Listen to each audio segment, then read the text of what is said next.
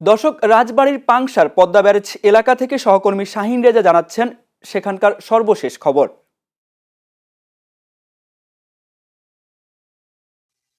ধন্যবাদ আপনাকে। আপনি জানেন, নানা জল্পনা কল্পনার অবসান ঘটিয়ে অবশেষে একনেকের একটি বৈঠকে আহ পদ্মা ব্যারেজ যে মেগা প্রকল্প সেটি কিন্তু অনুমোদন দেওয়া হয়েছে।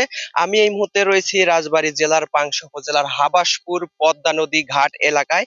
আমরা প্রাথমিকভাবে যেটি জানতে পেরেছি যে এই এলাকা থেকে পাবনা সাতবাড়িয়া ঘাট পর্যন্ত 2.1 কিলোমিটারের এই ব্যারেজটি কিন্তু নির্মাণ করা হবে।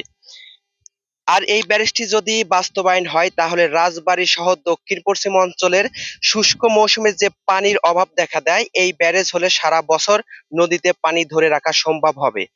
এতে কৃষকেরা সহজে সেচ সুবিধা পাবে এবং ধান, পাট, গম, ভুট্টা ও বিভিন্ন ধরনের সবজি উৎপাদন উল্লেখযোগ্য হারে বৃদ্ধি পাওয়ার সম্ভাবনা রয়েছে।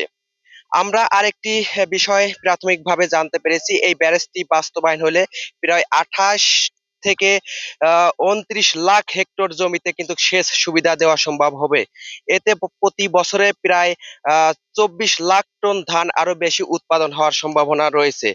এই অর্থ বছরে এই ব্যারেজটির কাজ শুরু হয়ে আগামী 2033 সালে শেষ হওয়ার কথা রয়েছে।